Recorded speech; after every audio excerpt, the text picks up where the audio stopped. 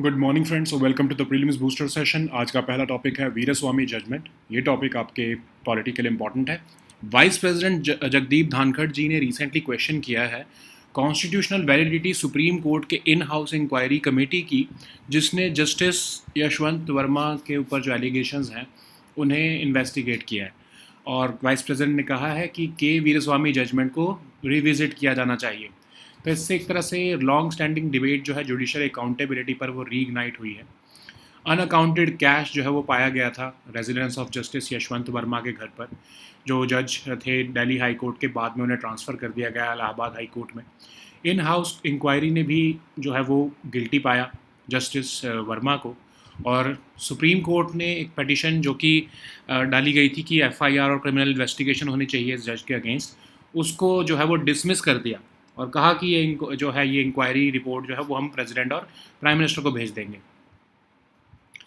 तो in house inquiry के जो वाइस प्रेसिडेंट ने कहा है कि इन हाउस इंक्वायरी जो है उसकी कोई कॉन्स्टिट्यूशनल या लीगल सैंक्टिटी तो है ही नहीं, और कहा कि एफआईआर होनी चाहिए जज के अगेंस्ट, और कि के वीरस्वामी जजमेंट जो है उसको रीलुक होना चाहिए जो 1991 के जजमेंट है।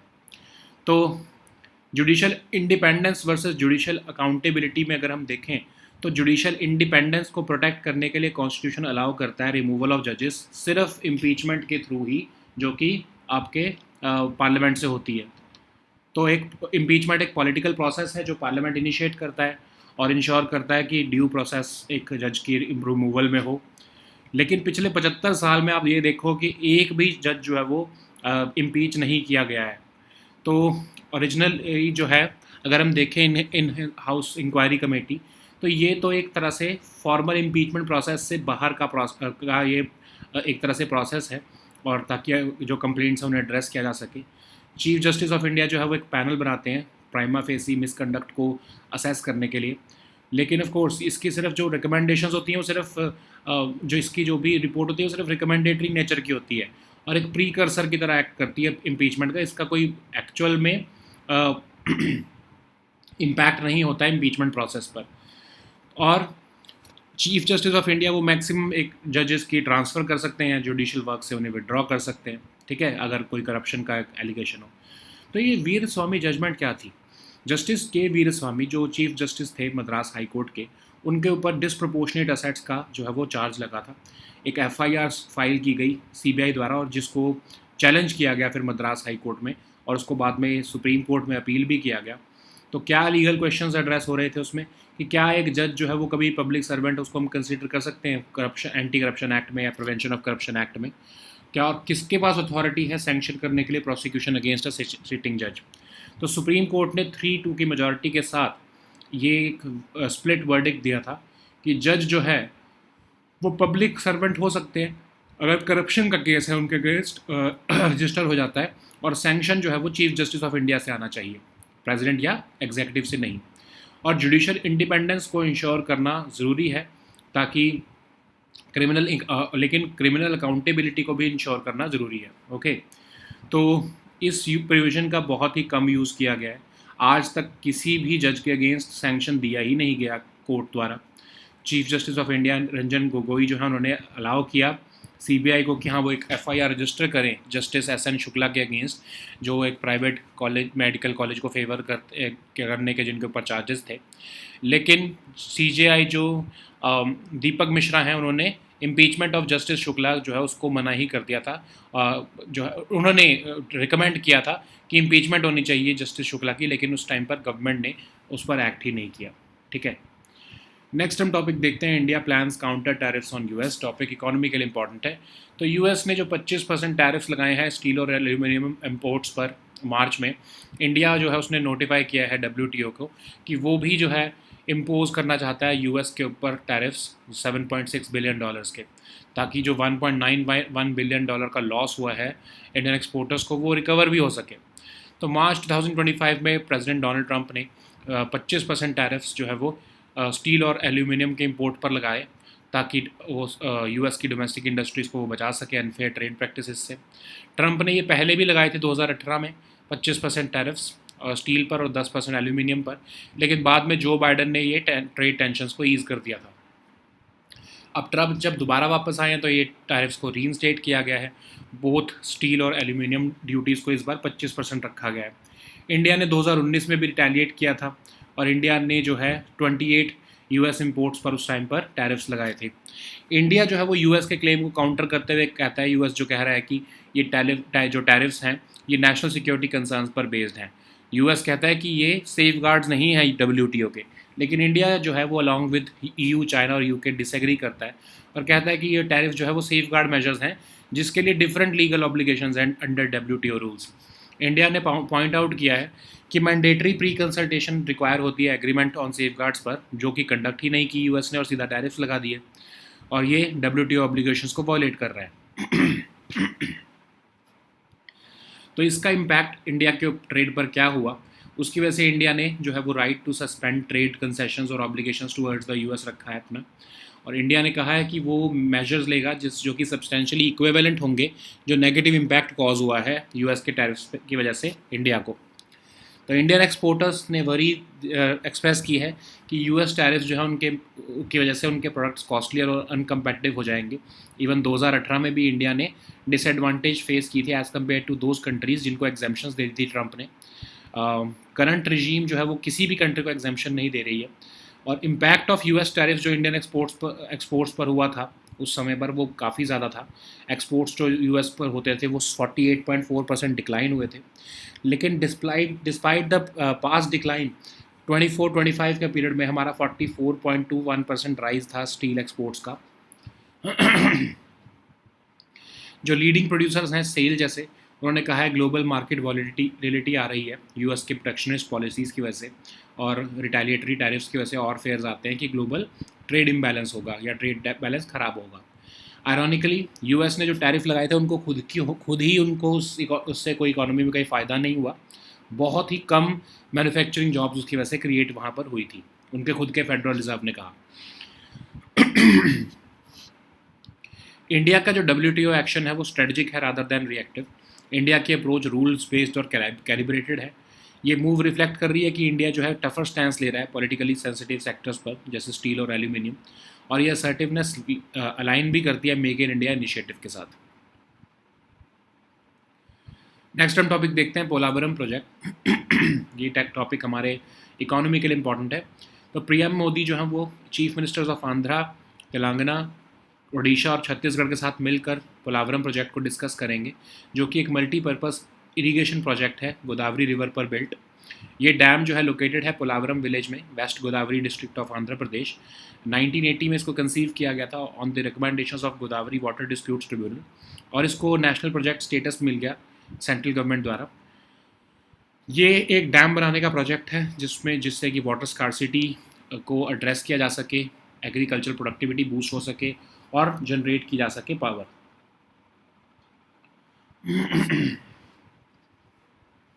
अब ये प्रोजेक्ट जो है वो development of gross irrigation potential करेगा लगभग 4.5 लाख हेक्टेयर, और जनरेशन होगी इससे लगभग 960 megawatt of hydro power drinking water supply की to a population of 28.5 lakh. और ये डैम हेल्प करेगा मैनेज करने में फ्लड वाटर्स को फ्रॉम गोदावरी रिवर। ठीक है, नेक्स्ट हम टॉपिक देखते हैं central equipment identity register portal. ये टॉपिक आपके इकोनॉमी के गवर्नेंस के लिए इंपॉर्टेंट है। तेलंगाना जो है वो एक तरह से टॉप परफॉर्मिंग स्टेट जो है इंडिया में उभर कर सामने आया है स्टोलन और लॉस्ट मोबाइल फ़ोन्स रिकवर करने में CEIR पोर्टल के through. CEIR portal department of communications ने बनाया है एक सेंट्रल डेटाबेस ताकि लॉस्ट और स्टोलन मोबाइल फ़ोन्स को ट्रैक किया जा सके। तो ये सभी एक तरह से सेंट्रल डेटाबेस हैं जो भी मोबाइल फ़ोन्स इंडिया में यूज़ या रजिस्टर्ड हैं, इसमें सभी के IMEI नंबर हैं ताकि ट्रैक किया जा सके डिवाइसेस को रिक्वायर्ड इन्फॉर्मेशन देकर। सभी नेटवर्क ऑपरेटर्स को ये सपोर्ट करता है, और जो इन्फॉर्मेशन होती है वो ब्लैक लिस्टेड मोबाइल डिवाइसेस की वो रजिस्टर्ड नेटवर्क से नोटिफाई कर दी जाती है दूसरे नेटवर्क्स को, और ये हेल्प करता है हमें ट्रैक करने में मोबाइल डिवाइस को, चाहे सिम भी चेंज कर दिया हो। तो ये मोबाइल थेफ्ट को डिस्करेज करने के लिए, स्टोलन या लॉस्ट मोबाइल फ़ोन को ढूंढने में, और अगर IMEI नंबर डुप्लीकेट हो जाते हैं तो भी जो है उसको आइडेंटिफाई करने में ये हमें हेल्प करता है। ठीक है, नेक्स्ट हम टॉपिक देखते हैं स्पाइस्ड स्कीम। ये टॉपिक इकोनॉमी के लिए इंपॉर्टेंट है। स्पाइसेस बोर्ड ने रिसेंटली अनाउंस किया है launch of SPICED scheme financial year 2025-26 के लिए। स्पाइस्ड स्कीम इनिशिएटिव है स्पाइसेस बोर्ड का under ministry of commerce and industry. ये स्कीम ऑफर करती है फाइनेंशियल असिस्टेंस और प्रमोट करती है एक्सपोर्ट डेवलपमेंट इंडिया के स्पाइसेस सेक्टर में। स्कीम का मेन एम है एनहेंस करना productivity of small and large cardamom, quality of post harvest processes. और ये स्कीम फोकस्ड है इनेबल करने के लिए compliance with global food safety and phytosanitary standards also. Scheme offer करती है support for activities like replanting, rejuvenation of cardamom plantations, और in addition ये सपोर्ट करती है installation of improved post harvest infrastructure. Scheme provide करती है financial assistance to farmers and FPOs और creation of spice incubation centres और even entrepreneurship को promotion भी। नेक्स्ट हम टॉपिक देखते हैं स्वॉट satellite. Topic science and tech के लिए इंपॉर्टेंट है। तो एक नासा और वर्जीनिया टेक रिसर्चर्स ने सक्सेसफुली मेजर किया है स्पीड और height of flood waves on US rivers using स्वॉट सैटेलाइट। स्वॉट सैटेलाइट को 2022 में लॉन्च किया गया था। एक जॉइंट मिशन है नासा और सीएनईएस का, जो फ्रेंच की स्पेस एजेंसी है। के बैंड रडार इंटरफेरोमीटर लगा है इसमें, ताकि height, width, elevation of surface water bodies जैसे रिवर्स, लेक्स, रेजर्वायर्स और ओशंस को मेजर किया जा सके। स्वॉट ऑफर करता है हाई स्पेशल रेजोल्यूशन ताकि डायनामिक वाटर मूवमेंट को ट्रैक किया जा सके। सैटेलाइट लगभग 55% of large scale global floods जो है वो कवर करती है ड्यूरिंग दर लाइफ साइकिल। और रिवर वेव्स क्या होती हैं? रिवर वेव्स बेसिकली फ्लड या फ्लो वेव्स होती हैं जो टेम्पररी सर्जेस आती हैं आपके वाटर फ्लो में, चाहे वो इंटेंस रेनफॉल की वजह से हो, स्नो मेल्ट की वजह से हो, आइस जैम्स की वजह से हो या डैम ब्रीचेस की वजह से हो। अनलाइक ओशन वेव्स जो विंड और टाइड से चलती हैं, रिवर वेव्स जो हैं वो ट्रांजिएंट होती हैं, अनस्टेडी होती है और क्रूशल इकोलॉजिकल रोल प्ले करती हैं ये ट्रांसपोर्ट करने में न्यूट्रिएंट्स और ऑर्गेनिजम्स को। नेक्स्ट हम टॉपिक देखते हैं इंटरनेशनल बुकर प्राइज़ 2025। ये टॉपिक आपके आर्ट एंड कल्चर के लिए इंपॉर्टेंट है। तो बानू मुश्ताक एक इंडियन राइटर, लॉयर और एक्टिविस्ट हैं। वो फर्स्ट ऑथर बने हैं कन्नड़ के जिनको उनकी शॉर्ट स्टोरी के लिए, हार्ट लैम्प के लिए इंटरनेशनल बुकर प्राइज़ मिला है।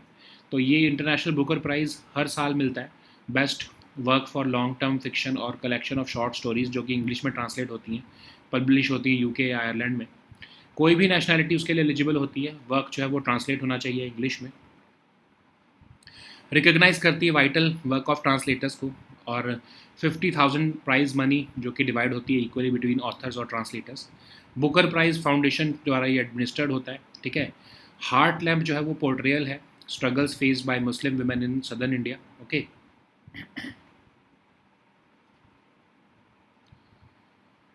So now let us see all these topics in English.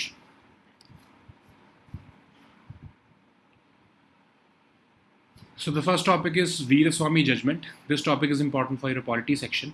So Vice President Jagdeep Dhankar ji has recently questioned the constitutional validity of Supreme Court's in-house inquiry committee into Justice Yashwant Verma and called for revisiting the K. Veeraswamy judgment.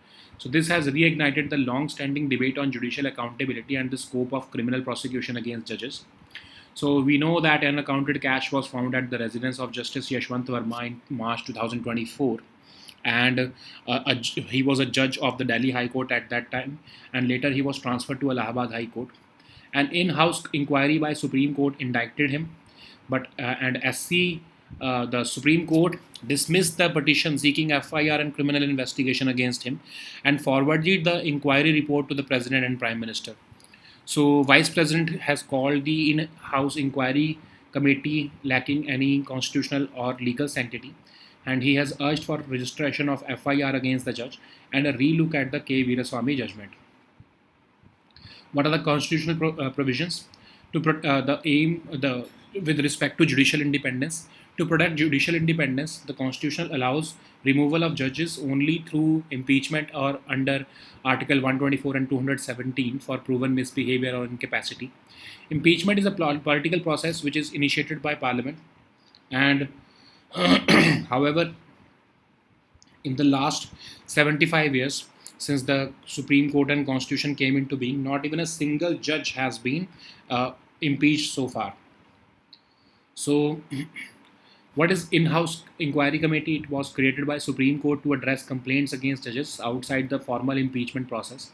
So CJI forms a panel to assess prima facie misconduct, and the limitations of this in-house inquiry committee is that it cannot force removal. It can only recommend action or act as a precursor to impeachment. So the powers of CGI is also limited because he can only transfer the judges or withdraw them from judicial work. But Justice K. Veeraswamy was accused of possessing disproportionate assets as Chief Justice of Madras High Court. An FIR was filed by CBI, was challenged in Madras High Court, and later appealed to the Supreme Court.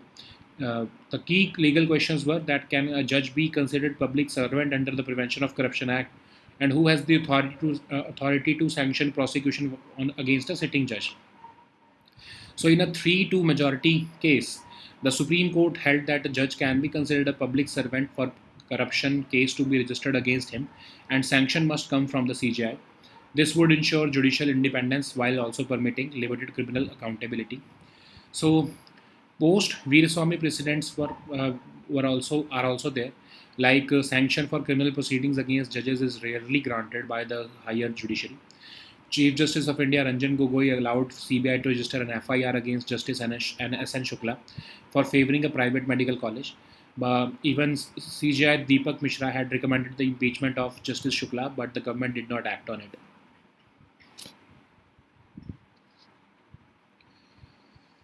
So the next topic is India plans counter tariffs on US. This topic is important for our economy section.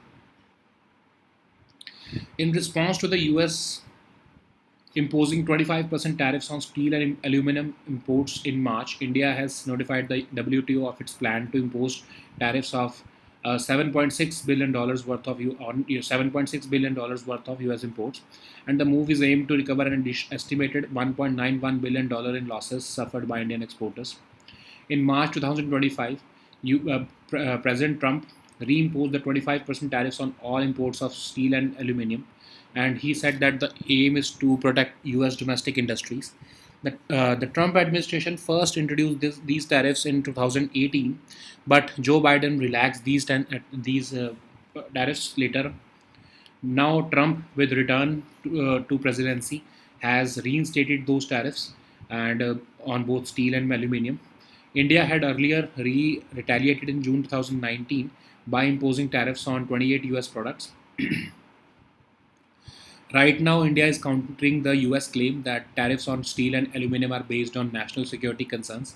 US is arguing that its actions fall under the security exception and are not safeguards, but India is disagreeing with it, and India is saying that these tariffs are safeguard measures which have different legal obligations. And India has pointed out that the mandatory pre-consultations which are required under the agreement on safeguards were not conducted. According to India, this procedural lapse violates WTO obligations. Citing the adverse impact on its trade, India has reserved its right to suspend trade concessions or obligations towards the US. India has stated that it will take measures which are substantially equivalent to the negative effects caused by the US tariffs. So Indian exporters had expressed worry that U.S. tariffs would make their products costlier and uncompetitive. In 2018, India faced disadvantage compared to countries which had received exemptions from the U.S. tariff regime. The current regime offers no exemption, and the impact of U.S. tariffs on India's steel exports were substantial, and the exports to the U.S. dropped by 48.4%, and during that period, and despite after easing of those tariffs by Joe Biden administration, the steel imports rose last year in February by 44%. Uh, Leading producers of steel have warned of global market volatility amidst the fears of retaliatory tariffs also, and which would affect global trade balance. Ironically, the US tariffs did not benefit its own economy significantly, and it gave only a small boost in manufacturing jobs as per the Federal Reserve. India's WTO action is seen as strategic rather than reactive. India's approach is rules based and calibrated, contrasting with the US unilateralism. This move is reflected in India's this move reflects India's tougher stance on politically sensitive sectors like steel and aluminium, and this assertiveness aligns with Make in India initiative also. Okay, so the next topic is Polavaram project. This topic is important for your economy section. So the Prime Minister will chair a meeting with Chief Ministers of Andhra, Telangana, Odisha and Chhattisgarh to discuss the Polavaram project, which is a multi-purpose irrigation project built on Godavari River. This dam will be located near Polavaram village in West Godavari district of Andhra Pradesh, which is an area bordering Chhattisgarh and Odisha. It was conceived in 1980 and uh, this project was conceived in 1980 as part of the recommendations of the Godavari Water Disputes Tribunal, and it has been accorded the national project status by central government. It involves the construction of a dam to address water scarcity, boost agricultural productivity, and generate power. It is intended to develop a gross irrigation potential of almost 4,36,000 hectares.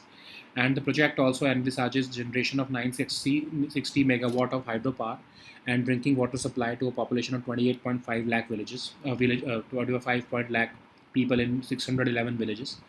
It will also help in managing flood waters from the Godavari River. So the next topic is Central Equipment Identity Register Portal. This topic is important for economy section, governance section. Telangana has emerged as a top performing state in India for recovering stolen and lost mobile phones through the Central Equipment Identity Register Portal. It was developed by the Department of Telecommunications and it acts as a central database for all of the mobile phones which are used and registered in India. It contains all the IMEI numbers. It can track the devices by providing the required information. It shares a wide platform which supports all the network operators. It helps to receive information on the blacklisted mobile devices. It helps to track the device even if the SIM has changed. It is aimed to discourage mobile theft, track the lost or stolen mobile phones, and identify duplicate IMEI numbers which are cloned, reprogrammed, stolen, or unauthorized devices. So the next topic is Spiced Scheme. This topic is important for your economy section. So the Spices Board has launched the Spice Scheme for financial year 2025-26. This is an initiative of the Spices Board under the Ministry of Commerce. This scheme offers financial assistance and aim is to promote export development in the Indian spices sector. So the scheme enhances the productivity of small and large cardamom, improve the quality of post-harvest processes.